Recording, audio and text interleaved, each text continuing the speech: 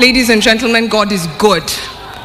God is good all the time, and his plans for us are always good.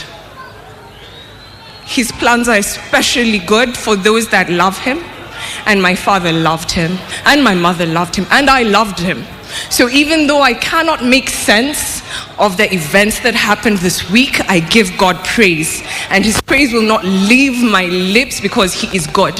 He has seen beyond today. He has seen beyond the next 100 years. And he saw that this was good. So I give thanks. So let us not entirely lose ourselves in the morning. Let us celebrate a life well lived together. Bless the Lord with me. I want to talk about one thing, and one thing only. I had many, but I'll focus on one thing, his pursuit of excellence. I posted about my father for the first time ever. Immediately, Joel confirmed that he was actually dead. He did not like social media. He did not like being in the limelight. He appreciated just doing his work in the silence, not having people talk about it. So not many people knew he was my father, and not many people knew we were related. But I was deeply, deeply, deeply inspired by his work. I'll pause for a second as our brothers take their respect. Thank you, friends. God bless you. So I'll talk about his pursuit of excellence. In the aftermath of my post, I thought I was only posting it to my global team so that people know where I am and why I'm missing for a month or more. And it blew up, and I didn't expect that. But I promised I'd tell stories of his pursuit of excellence, and I'll tell two memorables right here, right now. A couple of people were digging around and asking, how is it that his daughter did all these things? She got her engineering degree from MIT and from Stanford and a business degree from Cambridge. Like, what kind of parent creates and upbrings children like this? And I'm here to share with you the kind of man that raises children like me. And I wish I could talk about Joey, but he likes his privacy even more. He's amazing and smart as well. Now, parents, if you're wondering, how do I get my child to change not just Kenya, but the world? Live it. Our children learn by how we show up in this world. And people here have stolen my speech because I was going to talk about how he gave 110% to everything. He never needed to tell Joey or I, work hard, read hard, because we saw him. We saw him do it. Even before I was born, he was reading the Bible cover to cover every year. And on hard years, like 2022 was a hard year in our family, he read the Bible cover to cover twice. And there's a competition, and I'm the slowpoke on my family, but because we saw him to change the world, it's not telling them, it is doing.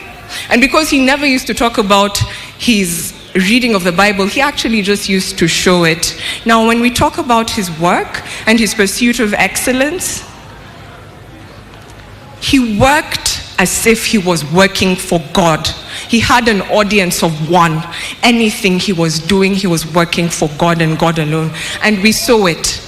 Let me tell you, this man, when I was already in college and Joey was about to go into college, he went back to university in Nairobi with my peers. I'm not sure about you, but I wouldn't be that humble. I'm not sure I could make it with Gen Z in class. And he was in class with my classmates. Now let me set the stage for you. He's in the parallel program. He's based in Laikipia Air Base. He's commuting between Nanyuki and Nairobi for classes, for exams. And those of you who've been to University of Nairobi know it's not an easy path. And Operation Linda Inchi was fully in session, and he had a lot of responsibilities in Laikipia Air Base across the borders, and this man excelled. He got a first class honors with my generation. He was in class with my peers. How could I not but be this? I'll tell you another short story. In 2005, he was posted to France. My father does not speak French, or he did not at that point. He had 6 months to learn a new language from scratch because failure was never an option in his mind. Do you know the man learned French? And he had to pass to a certain level for them to accept him. It was Napoleon Bonaparte School, the best military school in France. The man did not know French, but he didn't tell his bosses, I can't do it. He jumped right into it, full energy, and he learned French. Now let me give you a complication. During this period, he swallowed a fish bone. It got lodged in his intestines, and he was hospitalized for close to 2 months. He was my size. When I got out of third form and I went to see him in Armed Forces Memorial, he was my size and I was broken. And here he was, sneaking out of Forces Memorial with my mom to go to Alliance Francaise to take his French exams so that he doesn't disappoint the government of Kenya, even as a junior officer.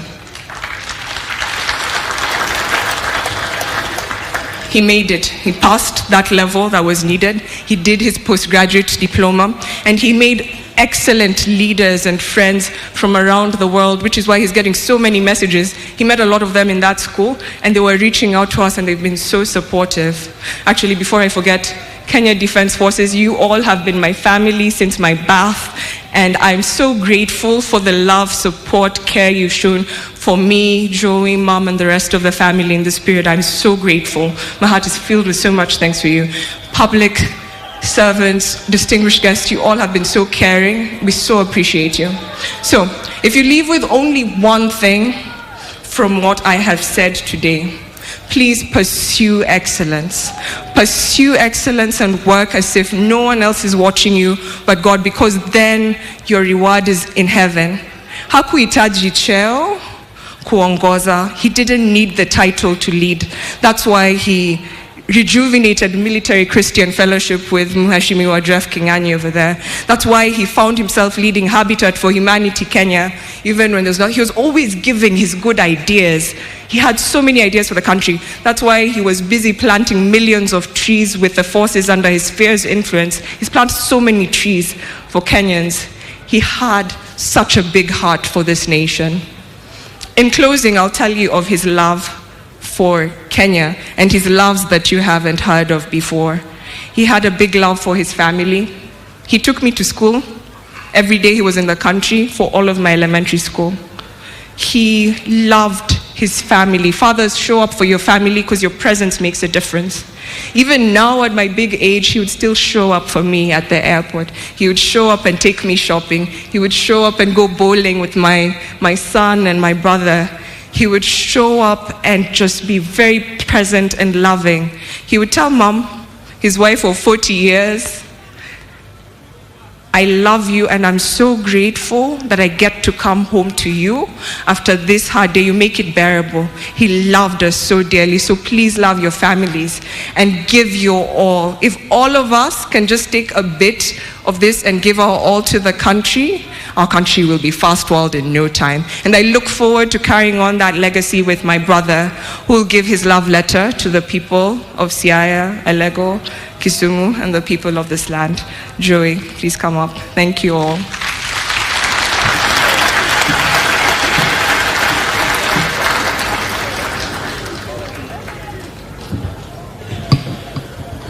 Excellency President, Excellency First Lady, Excellency Deputy President, I have been caught unawares the last 3